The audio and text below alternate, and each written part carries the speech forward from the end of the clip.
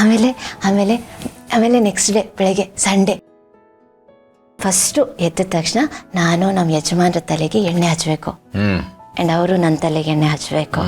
ಸ್ನಾನ ಮಾಡೋಕ್ಕೆ ಮುಂಚೆ ಇಡೀ ಮನೆ ಕ್ಲೀನ್ ಮಾಡಬೇಕು. ನಮ್ಮ ಯಜಮಾನರು ಮೇಲ್ಗಡೆ ಜಾರ ಹೊಡೆಯೋದು, ನಾನು ಕೆಳಗಡೆ ಎಲ್ಲ ಕ್ಲೀನ್ ಮಾಡೋದು. ಅದಾದಮೇಲೆ ಟಯರ್ಡ್ ಆಗಿರುತ್ತಲ್ವ, ಬಿಸಿ ಬಿಸಿ ನೀರಲ್ಲಿ ಸ್ನಾನ ಮಾಡೋದು.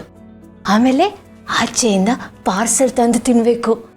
ಅಂದರೆ ಅವತ್ತು ಕಿಚನ್ ಬಂದು ಅಫ್ಕೋರ್ಸ್ ಇಷ್ಟೆಲ್ಲ ಕೆಲಸ ಮಾಡಿದ್ಮೇಲೆ ಅಡುಗೆ ಯಾರೇ ಮಾಡ್ತಾರೆ? ಕಿಚನ್ ಬಂದು. ಕರೆಕ್ಟ್. ಆ ಪಾರ್ಸೆಲ್ ತರ್ತೀವಲ್ಲ, ಆ ಪಾರ್ಸಲು ಚಕ್ಕಲ ಬಲೆ ಹಾಕ್ಕೊಂಡು ತಿಂತ ಮಾತಾಡೋ ಖುಷಿ ಇದೆಲ್ಲ ಗೊತ್ತವ್ರೆ, ನಾನು ನಿಮ್ಗೆ ಹೇಗೆ ಹೇಳಿ, ಅದು ಬೇರೆನೇ ಒಂದು ಫೀಲು. ಅಯ್ಯೋ ದೇವ್ರೆ. ನೆಕ್ಸ್ಟ್ ವೀಕೆ ಪ್ರಿಪೇರ್ ಮಾಡೋದು. ಏನೇನು ಬೇಕು ಅಂತ ಒಂದು ಲಿಸ್ಟ್ ಹಾಕೊಳ್ಳೋದು, ಆಚೆ ಹೋಗೋದು, ಮಾರ್ಕೆಟ್ಗೆ ಹೋಗಿ ಎಲ್ಲನೂ ತೊಗೊಳ್ಳೋದು. ಆಮೇಲೆ ಆಚೆ ಹೋಗಿ ದೋಸೆ ತಿನ್ನೋದು, ಮಸಾಲೆ ದೋಸೆ.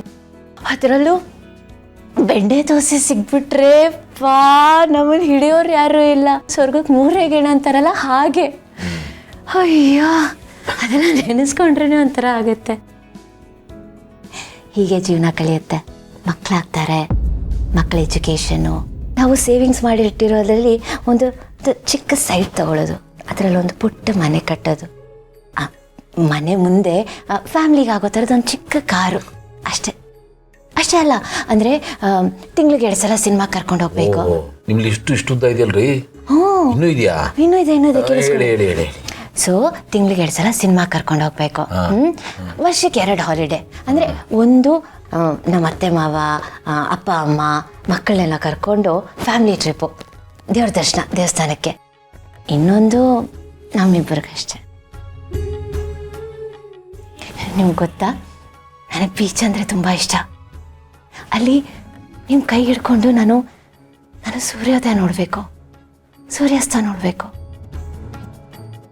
ಏನು ಮಾತಾಡಬಾರ್ದು, ಯಾವ ಸತ್ತು ಇರಬಾರ್ದು, ಅಲೆಗಳ ಸೌಂಡ್ ಮಾತ್ರ ಕೇಳಿಸ್ಕೊಂಡಿರ್ಬೇಕು. ಅಲ್ಲೇ ಇದ್ಬಿಡ್ಬೇಕು. ಇಲ್ಲ, ನಾವು ತಾಜ್ ಮಹಲ್ಗೂ ಹೋಗಬೇಕು. ಹಂಗೆ ತಾಜ್ ಮಹಲ್ ನೋಡಬೇಕು ಗೊತ್ತುವರೆ, ತುಂಬ ಆಸೆ ನನಗೆ.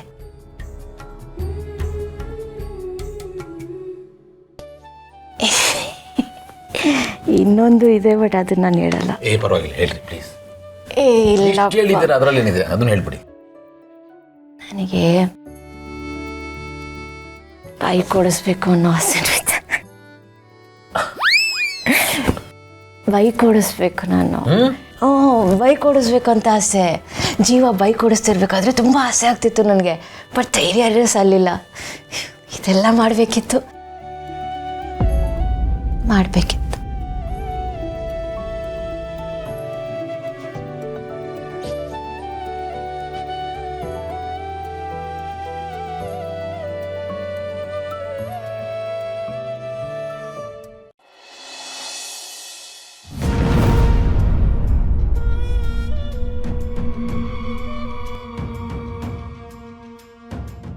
ಸಾಧಾರಣ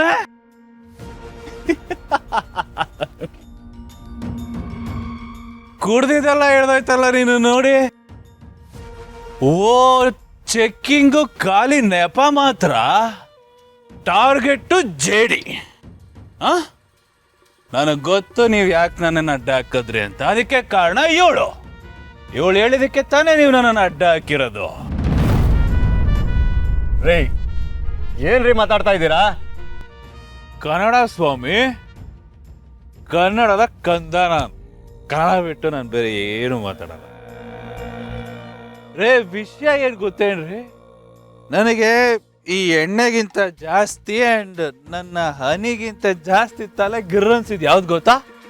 ಈ ನಮ್ಮ ಮಹಾಸ್ವಾಮಿಗಳು ಲಂಚ ಮುಟ್ಟಲ್ಲ ಅಂದಾಗ. ಯಾಕ್ರಿ ಮುಟ್ಟಲ್ಲ ನೀವು ಲಂಚನ? ಅದಕ್ಕೆ ಕಾರಣ ಈ ನಿಮ್ಮ ಇನ್ಶೇಟ್ ಮಾಡ್ಕೊಂಡಿರೋ ಮೇಡಮ್.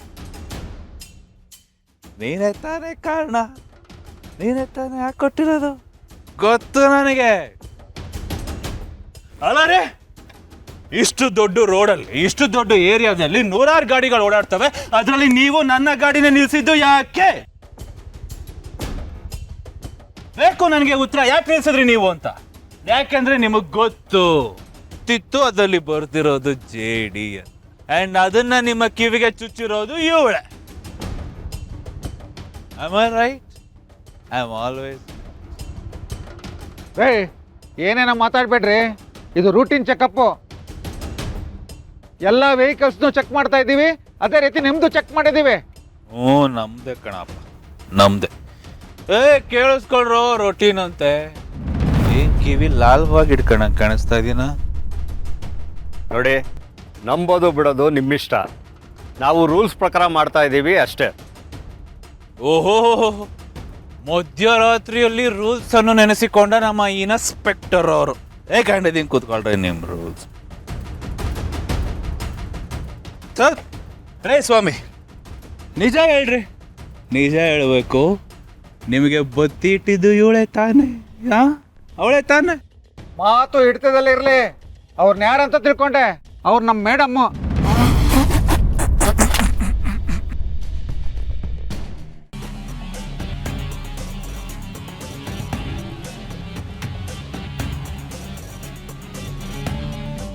ಸೋಮಶೇಖರ್, ಸ್ವಲ್ಪ ಚೆಕ್ ಮಾಡಿ. ಇರಯ್ಯ. ಸರ್, ಏನ್ರಿ ಮಾಡೋದು ಇವನ್ನ? ಮೇಡಮ್ ಕಡೆಯವರು ಬೇರೆ ಅಂತ ಹೇಳ್ತೀರಾ? ಸರ್, ಒಂದು ಕೆಲಸ ಮಾಡೋಣವಾ, ಮೇಡಮ್ ಅವ್ರನ್ನ ಒಂದ್ಸಲ ಕೇಳಿ ನೋಡೋಣ. ಯಾಕೆಂದರೆ ಅವ್ರ ಡಿಸಿಷನ್ ಚೇಂಜ್ ಆಗಿದ್ರು ಆಗಿರ್ಬೋದು. ಸರಿ, ಅವ್ನು ಫೋನ್ ಮಾಡಿ ಕೇಳಿ. ಸರಿ ಸರ್.